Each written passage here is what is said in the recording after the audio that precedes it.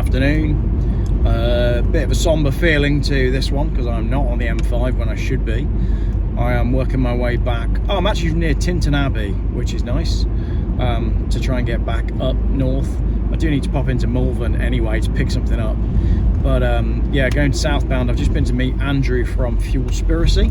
We just had a catch up, gone through some testimonials from people that have bought fuel catalysts, and had a little chat about why I haven't done a proper test on them yet. The answer is I haven't really been here.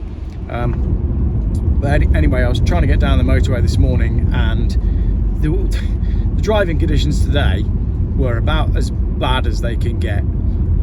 Definitely worse than driving in the snow with no wiper. The rain was horrendous this morning. Anyway, made it from the M6 down to the M5, and got down to junction 14-ish, which is Thornbury, and there's obviously been an accident there. I went past on the southbound side. Northbound is already stopped by that point, but whatever's happened on the northbound side of the M5 does not look good from what I saw when I went past. I went through before any emergency services had gone by. So by the time I drove past, there was just a highways Tesla actually blocking the traffic, and some people stood around looking very bewildered at the state of, you know, I didn't see any gore or anything like that, so, you know, I'm not going to go into what I saw, but that road's going to be closed for quite a while. Reports are saying that it might be closed.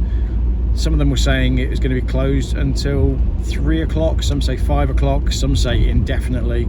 So I assume there's going to need to be some form of investigation, but that's why the M5 northbound and indeed southbound are closed, because it looks to me like there's been a fatality. Obviously we would hope that that's not the case, but it just does make you realise that you know, kind of puts into perspective all of my adventures just the other day and the work that people do on the motorways. Life is short, and yeah, does certainly makes you realise the risks that we take every day, even when we're driving on motorways. You know, it's second nature, isn't it? But I don't know, life is indeed short, and I guess it's time to look around you and appreciate what you've got. Anyway, on that somber note, I'm driving actually a Volvo S40. I've started filming, so I'll carry on, and this can be today's video because I'm not feeling very video-y.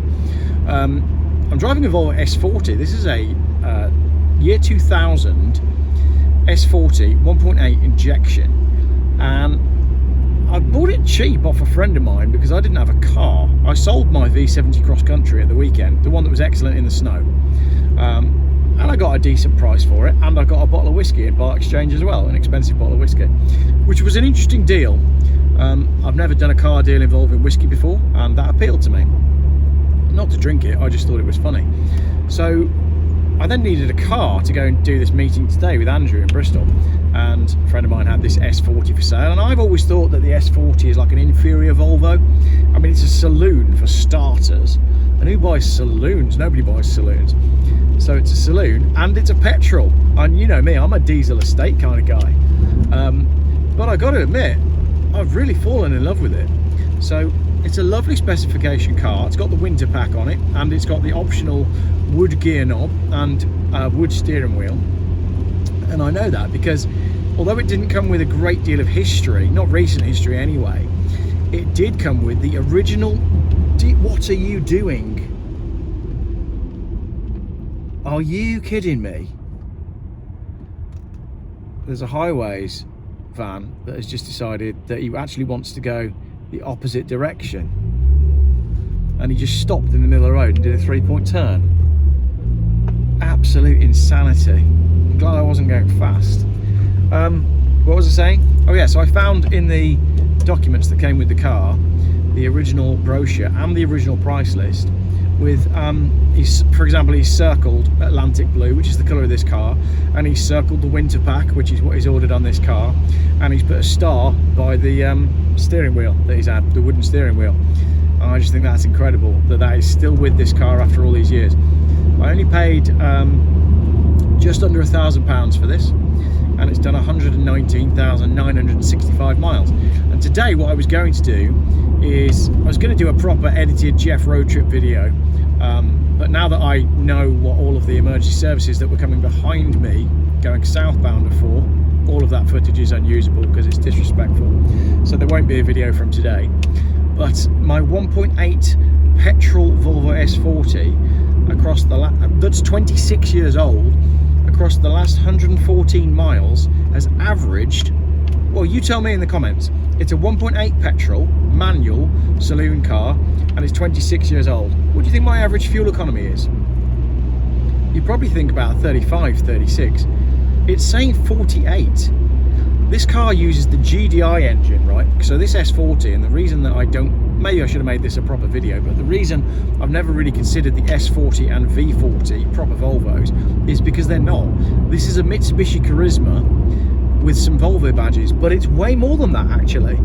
It does feel like a proper Volvo. It drives like a proper Volvo. It smells like a proper Volvo. I always thought this was just a Mitsubishi, but it's really not.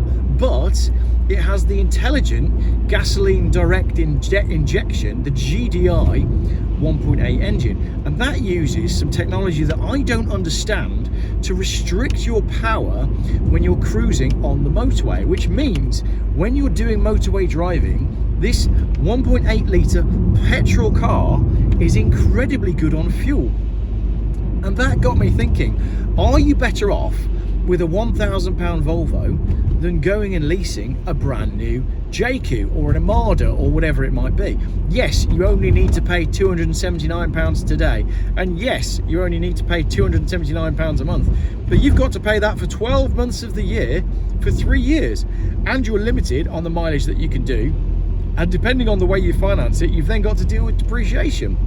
What you could do instead is go and buy one of these, because when I posted on the JQ group yesterday and said, what kind of fuel economy are you averaging? The people that aren't charging at home, their petrol hybrids, are getting 35 to 40 miles to the gallon. Hence me thinking, hang on a minute, what can I get out of a £1,000 petrol Volvo? And this is a petrol. This isn't even the cheapest car you can buy. The problem is, it's just snobbery, isn't it? People don't want to be seen driving an old car. This is an ex-reg Volvo. It's still got the original dealer number plates on it in the old-fashioned font. None of these mums want to be seen at the school gates in this, but that's insane because this is paid off. It's cheap to run. Yes, you'll pay monthly road tax, but average it out over 3 years and you will be financially far better off.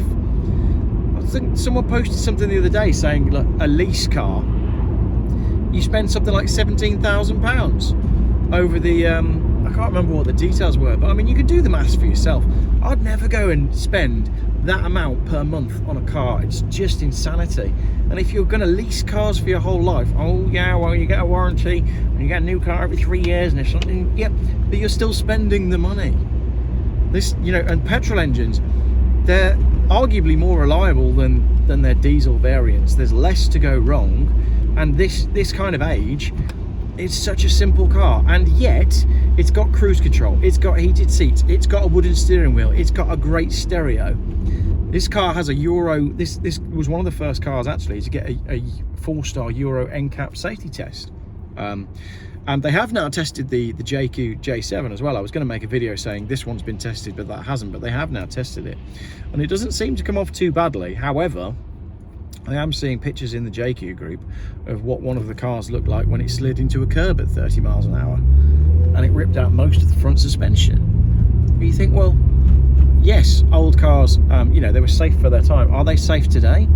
Well, I don't know. I mean, what is safer? A Chinese car or a properly made Swedish car from 20 years ago? Jury's out on that one. Monmouth, Mork, Colford, Stowe. No, I think I'm going towards Monmouth, and then I'm going to pick up the M50, and then the M50 is going to put me back towards Malvern, and then the M5, because everybody at the moment is trying to get around the M5, M6.